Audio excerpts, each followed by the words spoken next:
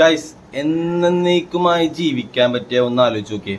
ഒരിക്കലും മരണമില്ലാണ്ട്. അതിനെ പറ്റിയാണ് ഞാൻ ഇന്ന് പറയാൻ പോണത് ഗൈസ്. അപ്പം ഞാൻ ഇന്ന് പറയാൻ പോണത് ഡിജിറ്റൽ ഇമ്മോർട്ടാലിറ്റിനെ പറ്റിയാണ്. ഡിജിറ്റൽ ഇമ്മോർട്ടാലിറ്റി എന്ന് ഉദ്ദേശിച്ച ഇമ്മോർട്ടാലിറ്റി. ഇനി ഞാൻ ഉദ്ദേശിച്ച പോയിന്റ്, എങ്ങനെയാണ് ഇത് പോസിബിൾ ആവണേ എന്നൊക്കെ പറയാം. അതിനു മുമ്പ് ഒരു കാര്യം പറഞ്ഞോട്ടെ. ഞാനിപ്പോൾ ഈ പറഞ്ഞ എന്നേക്കുമായി മനുഷ്യന് ജീവിക്കുന്ന, അല്ലെങ്കിൽ മനുഷ്യന്റെ കോൺഷ്യസിന് ജീവിക്കുന്ന എന്ന കൺസെപ്റ്റ് നിങ്ങൾക്ക് ഗ്രാസ്പ് ചെയ്യണമെങ്കിൽ ഒന്ന് അരച്ചോ. ഇപ്പോൾ 200 കൊല്ലം മുമ്പ്, ഒരു 300 കൊല്ലം മുമ്പ് പറഞ്ഞാൽ 1500 രാജാവിനോട് പോയിട്ട് എനിക്ക് ലോകത്തിന്റെ ഇങ്ങേ അറ്റത്തുള്ള ആളെ വീഡിയോ കോൺഫറൻസിൽ മൊബൈലിൽ ഇങ്ങനെ സംസാരിക്കാൻ പറ്റുമെന്ന് പറഞ്ഞാൽ അയാൾ നിനക്ക് പ്രാന്താണ്, വിച്ചാണെന്നും പറഞ്ഞ് നിന്നെ കൊണ്ട് കുഴിച്ചുകൂടെ കത്തിച്ച് കളയുക ചെയ്യുമായിരുന്നു. പക്ഷെ അതേപോലെയാണ് 10-200 കൊല്ലം കഴിഞ്ഞ് എന്ത് സംഭവിക്കാൻ നമുക്ക് പ്രിഡിക്റ്റ് ചെയ്യാൻ പറ്റില്ല. പ്രത്യേകിച്ച് കഴിഞ്ഞ 20 കൊല്ലം മുമ്പ് ഉണ്ടാക്കുന്ന ടെക്നോളജിയുടെ വളർച്ച നമുക്ക് ചിന്തിക്കാൻ പോലും പറ്റാത്ത ലെവൽ ടെക്നോളജി വളർന്നേക്കണം. അപ്പൊ എൻ്റെ ഈ കോൺസെപ്റ്റ് എന്ന് പറഞ്ഞാൽ നിങ്ങൾക്ക് എല്ലാവർക്കും കേട്ടേക്കണവരാണ് ഇലോൺ മസ്കിന്റെ ഒരു സംഭവമാണ് ന്യൂറോ ലിങ്ക്. ബ്രെയിനിൽ ഒരു ചിപ്പ് ഇംപ്ലാന്റ് ചെയ്തിട്ട് ഇപ്പൊ പയ്യെ കൺട്രോൾസ് ഒക്കെ ചെയ്യാൻ തുടങ്ങും. എന്ന് വെച്ചാൽ നിങ്ങളുടെ ബ്രെയിനിന്റെ വർക്കിംഗ്, ബ്രെയിനിന്റെ സിഗ്നൽസ് ആ ചിപ്പിലോട്ട് പോയിട്ട് ആ ചിപ്പ് ഇന്ററാക്ട് ചെയ്ത് കമ്പ്യൂട്ടർ ഡാറ്റ പുറത്തേക്ക് കൊടുക്കും. അതേപോലെ ആ ചിപ്പിലോട്ട് എന്തെങ്കിലും ഡാറ്റ അയച്ചാൽ ആ ചിപ്പിലെ ഡാറ്റ ബ്രെയിനിലെ ന്യൂറോ സിഗ്നൽസ് ആയിട്ട് കൺവേർട്ട് ചെയ്തിട്ട് ബ്രെയിനായിട്ട് കമ്മ്യൂണിക്കേറ്റ് ചെയ്യും. അതാണ് ഇപ്പം എത്തി നിൽക്കണം. ഇതിൻ്റെ ഇനീഷ്യൽ ഗോൾസ് എന്ന് പറയുന്നത് പാരലൈസ് അയക്കുന്ന ആൾക്കാർക്ക്, മെമ്മറി ലോസ് ഉള്ള ആൾക്കാർക്ക്, പിന്നെ ഇപ്പോൾ കൈയും കാലം തളർന്നിരിക്കുന്ന ആൾക്കാർക്ക് കമ്പ്യൂട്ടർ ഗെയിം കളിക്കണം. അപ്പം എവിടെ നോക്കണം, എവിടെ വെടിവെക്കണം എന്ന് ചിന്തിച്ചാൽ മതി. ഈ ചിപ്പിലോട്ട് കമ്മ്യൂണിക്കേറ്റ് ചെയ്ത്, ചിപ്പ് കമ്പ്യൂട്ടറായിട്ട് കമ്മ്യൂണിക്കേറ്റ് ചെയ്ത് നമുക്ക് ആ പ്ലെയറിനെ മൂവ് ചെയ്യാൻ പറ്റും. അതിപ്പോൾ ഓൾറെഡി പ്രൂവൺ ആണ്. ഇപ്പോൾ ഓൾറെഡി ചെയ്ത സംഭവം നിങ്ങൾ യൂട്യൂബിൽ പോയിട്ട് ഗെയിമിംഗ് വിത്ത് ന്യൂറോലിങ്ക് ചിപ്പ് എന്ന് അടിച്ചു കഴിഞ്ഞാൽ ആ വീഡിയോ അറിയാൻ പറ്റും. ഇതാണ് ഇനീഷ്യൽ സ്റ്റേജ്. ഇനി ഭാവിയിൽ വരാൻ പോണത് ഈ ഡാറ്റ, കുറച്ചുകൂടി കോംപ്ലക്സ് ആയ ഡാറ്റ ഇൻഫർമേഷൻ നമ്മുടെ ബ്രെയിനിൽ നിന്ന് ന്യൂറോൺസിന്റെ സിഗ്നൽസിലൂടെ ഡിജിറ്റൽ സിഗ്നൽസ് ആയ ചിപ്പിലോട്ട് കൺവേർട്ട് ചെയ്ത് പുറത്തോട്ട് വരുത്താനാണ്. ഇത് ഇപ്പോഴത്തെ കമ്പ്യൂട്ടറിന്റെയും ഇപ്പോഴത്തെ സ്റ്റോറേജ് ഇതിന്റെയും കാരണം കൊണ്ട് പരിമിതമാണ്. ഇപ്പോൾ നമുക്ക് അവൈലബിൾ ആയിരിക്കുന്ന ഹാർഡ്വെയർ. ഇവിടെയാണ് ക്വാണ്ടം കമ്പ്യൂട്ടിംഗ് എന്ന് പറഞ്ഞ സാധനം പറഞ്ഞത്. നിങ്ങൾക്ക് ക്വാണ്ടം കമ്പ്യൂട്ടിംഗ് എന്ന് അറിയാൻ പറ്റില്ല.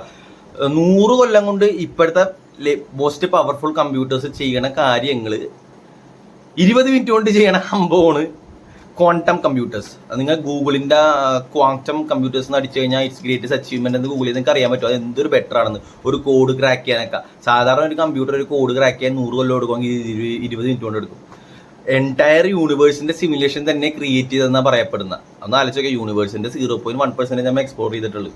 99% യൂണിവേഴ്സ് എക്സ്പ്ലോർ ചെയ്യാൻ പറ്റിയിട്ടില്ല. എന്നിട്ടും അതിന്റെ simulation map create, 3D dimensional image observer യൂണിവേഴ്സിന്റെ ക്രിയേറ്റ് ചെയ്യുന്ന പറയണം. അപ്പൊ അത്ര പവർഫുൾ ആണ് ക്വാണ്ടം കമ്പ്യൂട്ടേഴ്സ്. ഈ ക്വാണ്ടം കമ്പ്യൂട്ടേഴ്സിന്റെ അസിസ്റ്റൻസോടെ നമ്മുടെ ബ്രെയിൻ ഫുള്ള് മാപ്പ് ചെയ്യണം. എന്ന് പറയല്ല, ബ്രെയിനിന്റെ ന്യൂറോൺസ് പറഞ്ഞ ഒരു ടെറാബൈറ്റ്സ് വരുമെന്നാണ്. അത്രയും മെമ്മറി വേണം. ഈ ബ്രെയിനിലുള്ള ഈ ന്യൂറോൺസിന്റെ ഈ സിഗ്നൽ, ഈ മാപ്പിംഗ്, ഇതൊക്കെ ക്വാണ്ടം കമ്പ്യൂട്ടേഴ്സിന്റെ ഹെൽപ്പോടെ നമ്മ കോൺഷ്യസ് ട്രാൻസ്ഫർ ചെയ്യും. ഒന്നുകൂടി പറയട്ടെ, ക്വാണ്ടം കമ്പ്യൂട്ടേഴ്സിന്റെ ഹെൽപ്പോടെ കോൺഷ്യസ്നസ്, അവർ ബ്രെയിൻസ് കോൺഷ്യസ്നസ് എൻറ്റയർലി ആയിട്ട് മാപ്പ് ചെയ്ത് ഒരു സ്ഥലത്ത് സ്റ്റോർ ചെയ്യും. പിന്നെ നിങ്ങൾക്ക് നിങ്ങൾക്ക് മിക്കവർക്കും അറിയാൻ പറ്റുന്ന ഒരാൾ പേരാണ് ട്രിസ്റ്റൻ ട്രീറ്റ് ആൻഡ്രൂ.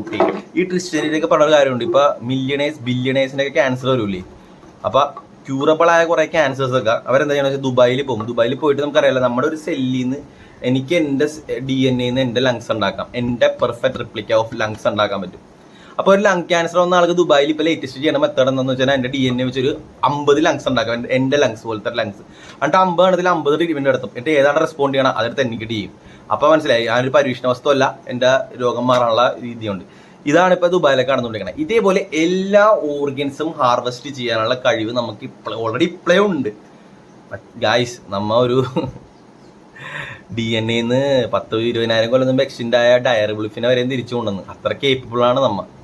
ചൈന ഇപ്പൊ ജീൻ എഡിറ്റിംഗ് ഒക്കെ നടത്തണം. ജീൻ എഡിറ്റിംഗ് അറിയാല, ഒരാളുടെ ജീനിൽ നിന്ന് അയാളുടെ ഹൈറ്റ്, വെയിറ്റ്, IQ ഒക്കെ എഡിറ്റ് ചെയ്ത് HIV ഇമ്മ്യൂണിറ്റി, ക്യാൻസർ ഇമ്മ്യൂണിറ്റി ഇറക്കാൻ പറ്റും. ഇത് ചൈന ഓൾറെഡി ചെയ്യാറുണ്ട്. അവർ സൂപ്പർ സോൾജേഴ്സിനെ ക്രിയേറ്റ് ചെയ്യണമെന്ന കാര്യം എനിക്ക് ഓൾമോസ്റ്റ് കൺഫേം ആണ്. അവർക്ക് പിന്നെ വേൾഡിനോട് ഡിസ്ക്ലോസ് ചെയ്യേണ്ട കാര്യമില്ല. ചൈനയിൽ നിന്നൊരു കാര്യം ചൈനയുടെ പുറത്ത് പോകില്ല, ചൈന തന്നെ നിൽക്കും. നമ്മുടെ ഇന്ത്യയിൽ അങ്ങനെയല്ല. ഇന്ത്യയിൽ അപ്പുറം തന്നെ ഇൻസ്റ്റാഗ്രാമിൽ വരും ഡോക്ടർ ഗവൺമെന്റ് പേജിൽ എന്തെങ്കിലും നടന്ന.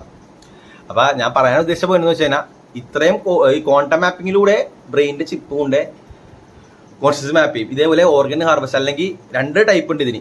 ഒന്ന് ഞാൻ പറഞ്ഞ എൻ്റെ ഫുള്ള് DNA വെച്ച് എന്നെ തന്നെ ക്രിയേറ്റ് ചെയ്ത് തിരിച്ച് ക്വാണ്ടം കമ്പ്യൂട്ടറിന്റെ സ്വന്തം ഹെൽപ്പോടെ എൻ്റെ കോൺഷ്യസ്നെസ് എന്നിലൂടെ ആയിട്ട്. അപ്പോൾ ഒരാൾ 80 വയസ്സുള്ള ഒരാൾ മരിച്ചുപോയി, പക്ഷെ അയാളുടെ DNA വെച്ച് അയാളെ തന്നെ റീക്രിയേറ്റ് ചെയ്ത് എന്നിട്ട് അയാൾ മരിച്ചതിൻ്റെ പിറ്റേ ദിവസം ഈ കോൺഷ്യസ് ഡാറ്റ അയാളുടെ തലയിലോട്ട് കയറ്റി ക്വാണ്ടം കമ്പ്യൂട്ടേഴ്സിന്റെ ഹെൽപ്പോടെ.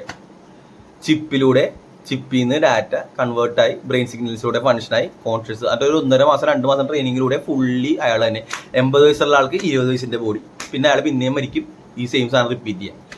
ഇതാണ്. പക്ഷെ ഞാനൊരു കാര്യം പറയട്ടെ, ഇതിന് ഒരുപാട് റെസ്ട്രിക്ഷൻസും ഇത് തടയാൻ കുറെ ആൾക്കാരും ഉണ്ടാവും. കാരണം ഇത് ഫെയർ അല്ല. കാരണം ഭാവിയിൽ ജനിക്കുന്ന ആൾക്കാർക്ക് ഫെയർ അല്ല, ഈ പണ്ട് മരിച്ച ആൾക്കാർക്ക് ഫെയർ അല്ല എന്ന് വെച്ചാൽ അങ്ങനെയല്ല. വേറെ പുതിയ തലമുറ വരണ്ടേ, നാച്ചുറൽ പ്രോസസ്സിനെ ബാധിക്കും. പിന്നെ ഇതിനൊന്നും ആവശ്യം ഉണ്ടാവില്ല. 3rd വേൾഡ് വാറിലൂടെ നമ്മുടെ മൊത്തം നശിഞ്ഞു പോയിക്കോളും മിക്കവാറും അതിന് മുമ്പൊക്കെ തന്നെ. എന്നാലും ഞാൻ പറയാൻ ഉദ്ദേശിച്ച കൺസെപ്റ്റ് ഇതാണ്, ഡിജിറ്റൽ ഇമ്മോർട്ടാലിറ്റി. നിങ്ങൾക്ക് ChatGPT-നോട് ചോദിക്കാം, ഇതിനുള്ള പ്രോബ്ലംസ് ഒക്കെ ചോദിക്കാൻ ഇത് പറ്റുമോ. ChatGPT വരെ സമ്മതിക്കും ഇത് പറ്റുമെന്ന്. കാരണം ഞാനത് ചെയ്ത് നോക്കിയാണ് ഇതിന് മുമ്പ്. ഞാൻ പിന്നെ അത് മാത്രമല്ലാണ്ട് എക്സിലും യൂട്യൂബിലും കുറച്ച് റിസർച്ച് നടത്തിയായിരുന്നു ഇതിനെപ്പറ്റി. അപ്പോൾ അതുകൊണ്ടാണ് ഞാൻ പറയുന്നത് പോസിബിൾ ആണ്. പക്ഷേ ഞാൻ പറഞ്ഞില്ലേ, ഇപ്പോഴത്തെ ഈ ടെക്നോളജി ക്വാണ്ടം കമ്പ്യൂട്ടേഴ്സ് ഒന്ന് നോർമലൈസ് ആവണം. ഇപ്പോഴും ക്വാണ്ടം കമ്പ്യൂട്ടേഴ്സ് എപ്പോഴാന്ന് പറയട്ടെ, നോർമലൈസ് ക്വാണ്ടം കമ്പ്യൂട്ടേഴ്സ് എപ്പോഴാവണമെന്ന് പറയട്ടെ, ഞാനത് പറഞ്ഞുതരാം. നിങ്ങൾക്കറിയോ, ആദ്യൊരു കമ്പ്യൂട്ടർ ഏറ്റവും ആദ്യം ചാൾസ് ബാബേജിന്റെ സമയത്തുള്ള കമ്പ്യൂട്ടർ ഒരു 2 റൂമിന്റെ അത്ര ഉണ്ടായെന്ന് പറയണം. ഇപ്പൊ കമ്പ്യൂട്ടർ അല്ല, ഇത്രയുള്ള ഇതിൽ കിട്ടും CPU, കോമ്പാക്റ്റഡ് CPU. അതേപോലെ ക്വാണ്ടം കമ്പ്യൂട്ടേഴ്സിന്റെ ക്വാണ്ടം മൊബൈൽസ് ഇറങ്ങുന്ന ഒരു സമയം വരും. ഇപ്പോഴല്ല, 100 കൊല്ലം കഴിയുമ്പോൾ. 100 കൊല്ലം എടുക്കുമെന്ന് കാണില്ല. ആ ഒരു സമയത്താണ് ഇത് പറ്റുന്നത്. കാരണം ക്വാണ്ടം കമ്പ്യൂട്ടേഴ്സ് കൊമേഴ്ഷ്യലൈസ് ആകുമ്പോൾ, കൊമേഴ്ഷ്യലൈസ് എന്ന് വെച്ച് കഴിഞ്ഞാൽ ഒരു വെൽ പെയ്ഡ് ജോബ്, അത്യാവശ്യം ജോബുള്ള ഒരാൾക്ക് മേടിക്കാൻ പറ്റുന്ന രീതിയിൽ ക്വാണ്ടം കമ്പ്യൂട്ടേഴ്സ് മാറുന്ന ആ സമയത്തായിരിക്കും ഇതൊക്കെ നടക്കുന്നത്. ഫാർഫെച്ച്ഡ് ആണ്, ഫ്യൂച്ചറിലെ കാര്യമാണ്. നാളെ വാർ വന്ന് ചത്തുപോയേക്കാം. എന്നാലും ഞാൻ പറഞ്ഞതാണ് ഇതിനൊക്കെ നടക്കാനുള്ള സംഭവം. ഇത് ദൈവത്തിന് ചലഞ്ചിങ് ആണ്. കാരണം ദൈവം പോലും ഇത് എക്സ്പ്രൂവ് ചെയ്യുമെന്ന് എനിക്ക് തോന്നണില്ല. കാരണം അങ്ങനത്തെ ഒരു ദൈവത്തിനെതിരെയുള്ള കൺസെപ്റ്റാണ്. പിന്നെ ദൈവത്തിനെതിരെ ചെയ്യണം എല്ലാം തിരിച്ച് ആക്കി കിട്ടിയിട്ടേ ഉള്ളൂ ഇത്ര നാളായിട്ട്. അതുകൊണ്ട് എന്താവുമെന്ന് കണ്ടറിയാൻ കോശി. അപ്പൊ ഇതായിരുന്നു ഷോർട്ട് എപ്പിസോഡ് ഡിജിറ്റൽ ഇമ്മോർട്ടാലിറ്റി. അപ്പൊ സബ്സ്ക്രൈബ് ചെയ്യട്ടെ. കാരണം ഞങ്ങളുടെ വീഡിയോ കുറച്ച് പുതിയ ചാനലാണത്. ഞങ്ങൾക്ക് വേറെ ചാനലുണ്ട്, മല്ലു MMA നോക്കൗട്ട് എന്ന് പറഞ്ഞാൽ UFC മല്ലു നോക്കൗട്ട്. അത് ഞാൻ MMA അനലൈസ് ചെയ്യണ ചാനല. ഈ ചാനലിൽ 50 സബ്സ്ക്രൈബേഴ്സ് ആയിട്ട് ഉള്ളു. 500 വ്യൂസിൽ 90% ആൾക്കാർ സബ്സ്ക്രൈബ് ചെയ്യാറില്ല. അപ്പം സബ്സ്ക്രൈബ് ചെയ്ത് ഇതേപോലത്തെ വീഡിയോ ആഴ്ചയിൽ വരുന്നതായിരിക്കും. This was digital